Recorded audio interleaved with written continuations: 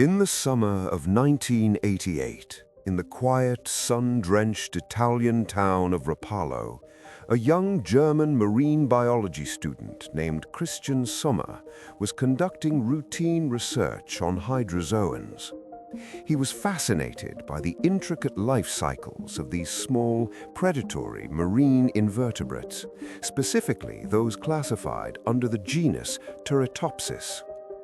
Along with Giorgio Bavistrollo, the first student of the renowned Professor Buero at the University of Genoa, Sommer collected several polyps and reared them until they released their medusae, the free-swimming, bell-shaped stage of the jellyfish.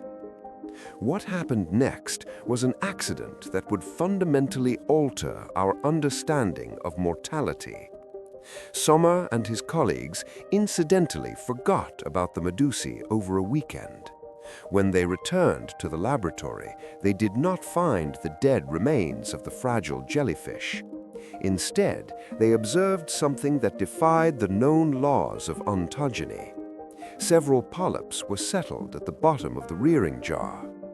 This was an impossibility in the biological canon of the time.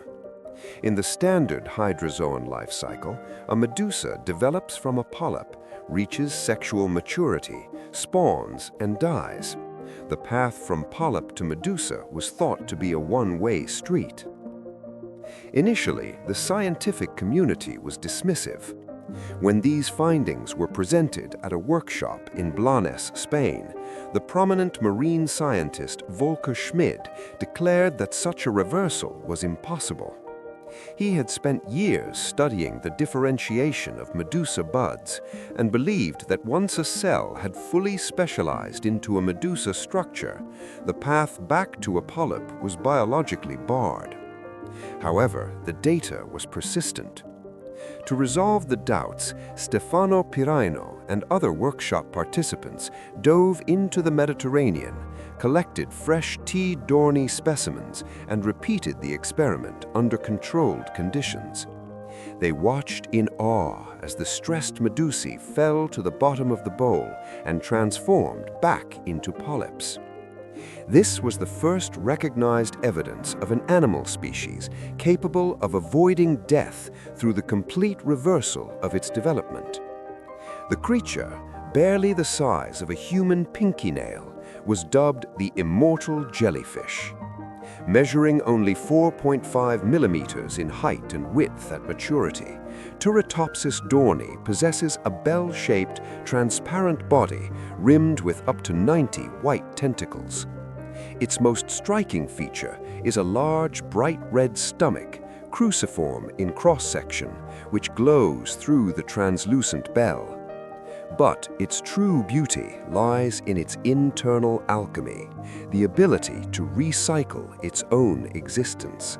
To appreciate the immortality of Turritopsis dorni, one must understand the conventional life cycle of cnidarians, a phylum that includes corals, sea anemones, and most jellyfish. For most of these creatures, life is a linear progression through distinct stages. It begins with sexual reproduction, where adult medusae release eggs and sperm into the open sea. These meet in a chance encounter to form a zygote, which develops into a tiny free-swimming larva known as a planula. The planula is a humble creature, shaped like a flat oval and propelled by microscopic hairs called cilia. It drifts with the currents until it finds a suitable surface, a rock, a shell, or even a floating dock, where it settles and undergoes a dramatic metamorphosis into a polyp. The polyp is the benthic, sessile stage of life. It anchors itself to the substrate using a stolon, a stem-like structure, and begins to feed, using its tentacles to catch zooplankton. As the polyp grows, it forms a colony of clones through asexual budding. This hydroid colony is essentially a biological factory. From the branches of these polyps, new juvenile medusae are released.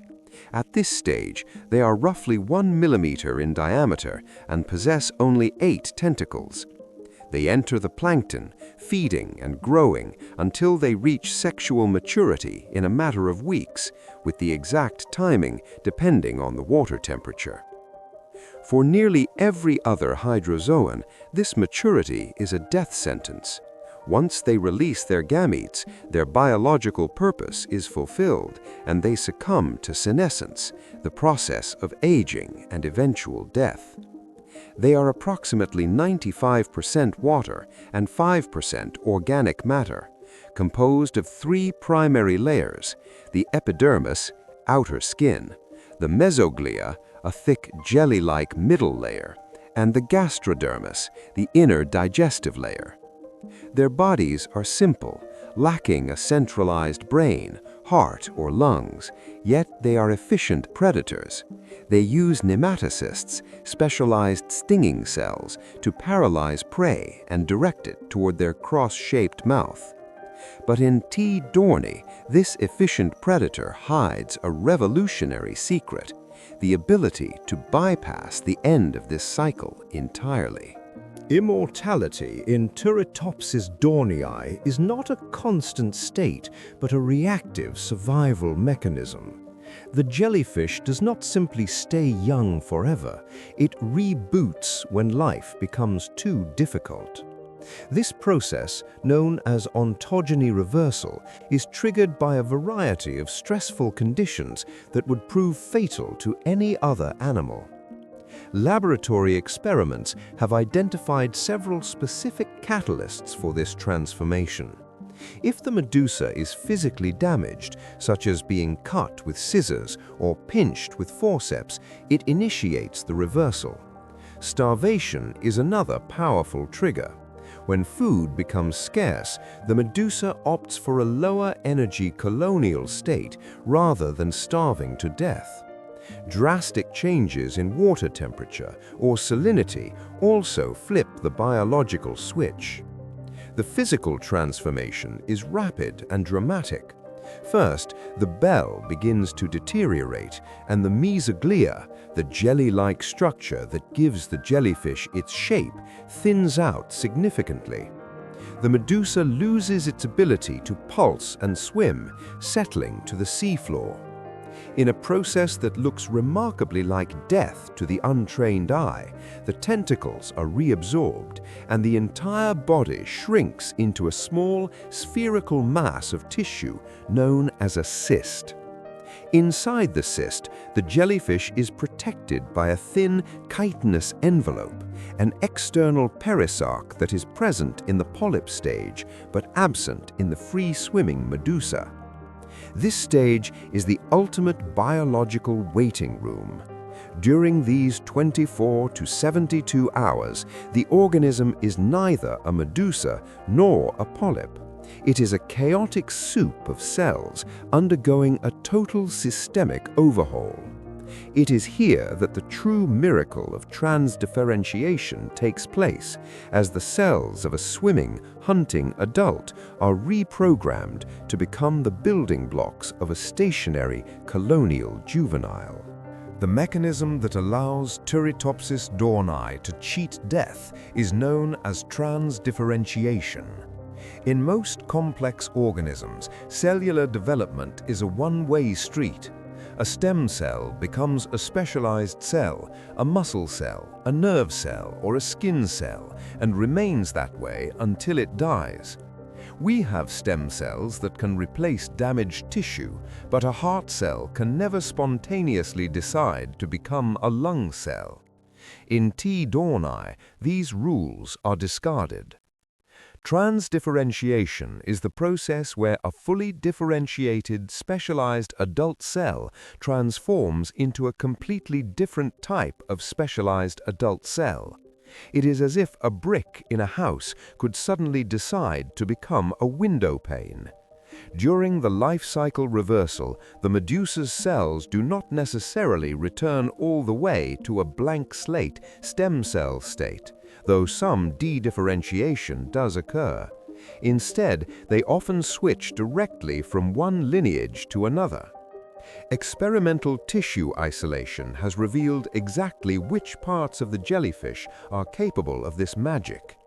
When researchers separated different tissues, they found that the manubrium, the stomach and gonadal area, which is rich in interstitial stem cells or eye cells, was surprisingly unable to transform into the chitin-secreting tissue needed for the polyp stage on its own. However, the ex-umbrella epidermis, the outer layer of the bell, which contains no eye cells, was perfectly capable of reversing into a juvenile polyp. This suggests that the immortality of the jellyfish is not stored in a special reservoir of stem cells, but is an inherent property of its specialized adult tissues. During this process, muscle cells that once powered the jellyfish's swimming pulse are recycled into the nerves and secretory cells of the polyp. This transformation is mediated by a radical shift in gene expression. Genes associated with medusaness, such as those for striated muscle contraction and sensory organ development, are turned off. In their place, the jellyfish activates what scientists call pluripotency targets. This includes homologs of the Yamanaka factors, OCT4, SOX2, KLF4, c-MYC, the very same transcription factors that human scientists use in the lab to create induced pluripotent stem cells, iPSCs, from human skin. The jellyfish is essentially a living, swimming laboratory of cellular reprogramming. It manipulates its own epigenetic state, silencing the polycom repressive complex 2, which normally acts as a lock on cell identity. By unlocking its genome, it allows its cells to drift back through the developmental landscape, turning an old, damaged predator into a fresh, colonial juvenile. In August 2022, the most exhaustive genomic study of Turritopsis dohrnii to date was published in the Proceedings of the National Academy of Sciences. Led by Maria Pascual Torner and Victor Quesada from the University of Oviedo in Spain, the research team sequenced and compared the genomes of T. dohrnii and its close relative, Turritopsis rubra. While T. rubra is morphologically similar, it is mortal. It loses its ability to rejuvenate once it reaches sexual maturity. The findings revealed that the immortal jellyfish possesses a genomic archive of survival that is nearly twice as large as its mortal cousin. The genome of T. dohrnii is estimated at 390 megabases and contains 17,468 predicted genes compared to the 210 megabases and 9,324 genes of T. rubra. This massive difference is not just junk DNA. It represents a vast expansion of genes dedicated to protecting and repairing the biological blueprint. The study identified 28 copy number variations and 10 specific gene variants unique to T. dohrnii that are directly linked to the 9 hallmarks of aging. One of the most critical findings was the expansion of genes encoding DNA repair proteins and DNA polymerases. These are the cellular mechanics that ensure DNA is copied correctly and that damage from radiation or chemicals is fixed. T. dohrnii also possesses unique variants in genes involved in the maintenance of telomeres, the protective caps on the ends of chromosomes. In humans, telomeres shorten with every cell division, eventually leading to aging and death. The immortal jellyfish has a mechanism to reset these caps, effectively rewinding its cellular age.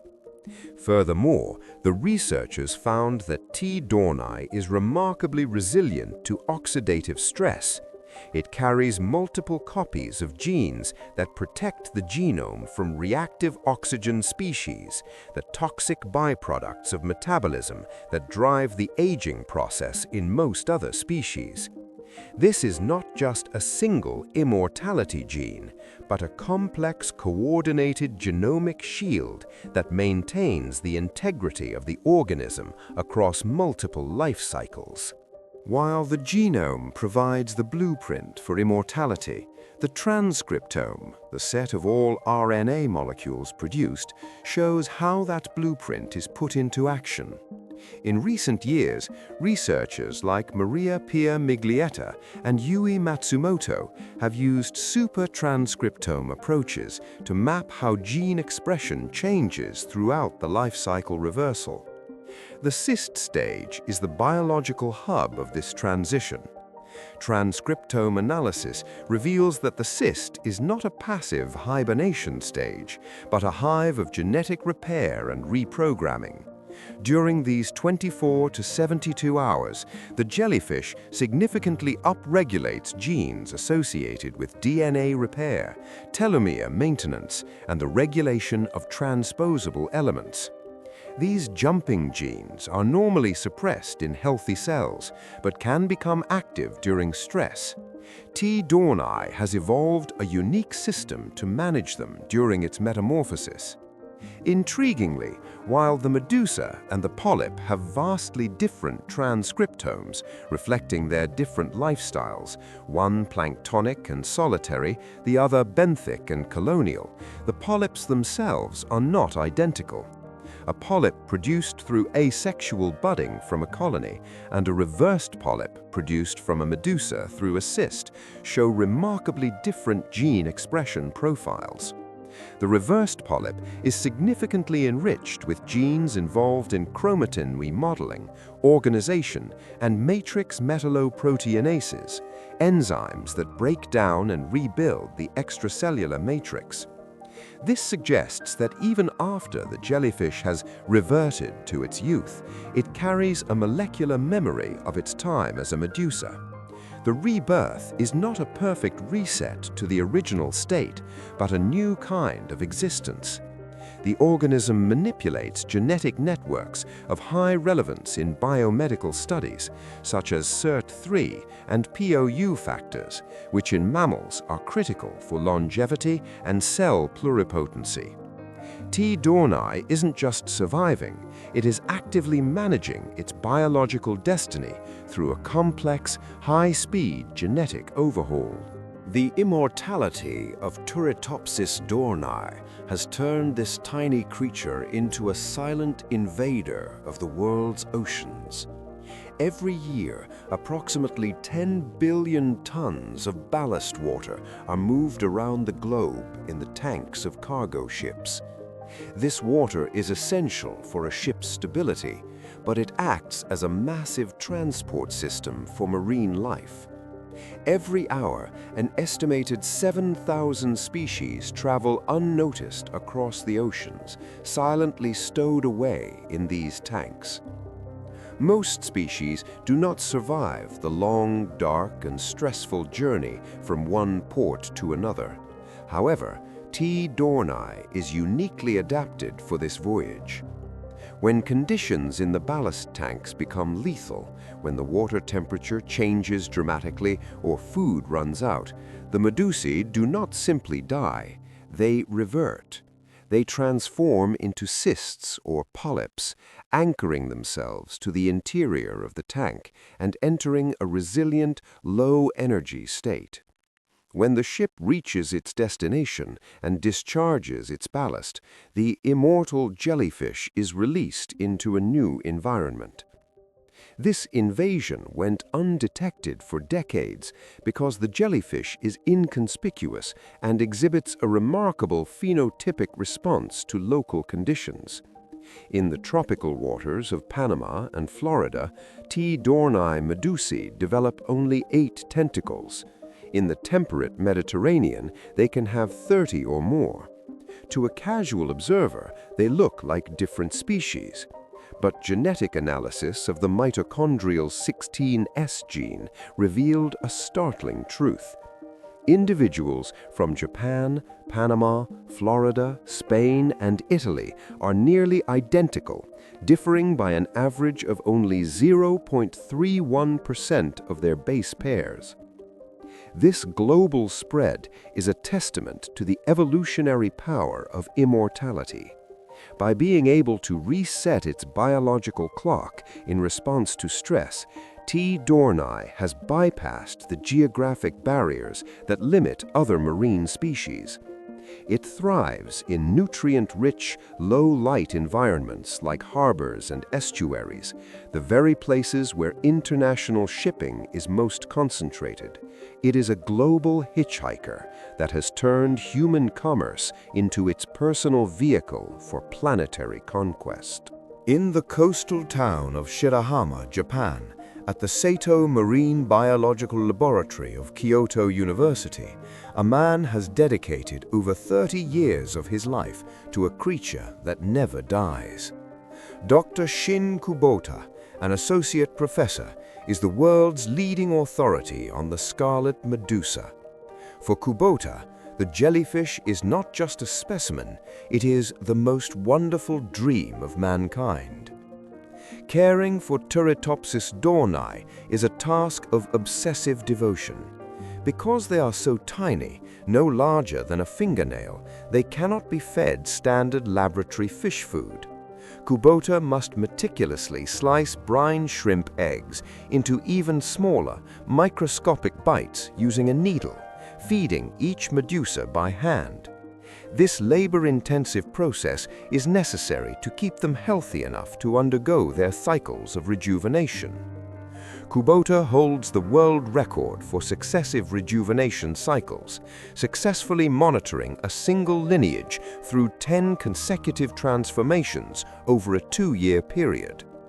But Kubota's work extends beyond the microscope.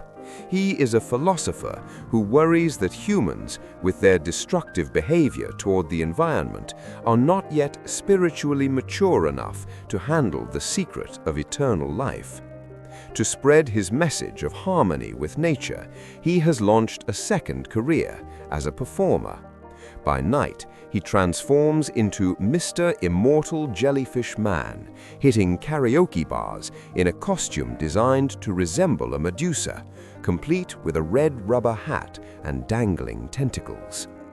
He has written and released dozens of songs across 6 albums with titles like I Am Scarlet Medusa, Life Forever, and Scarlet Medusa Chorus. His lyrics speak of the jellyfish's secret.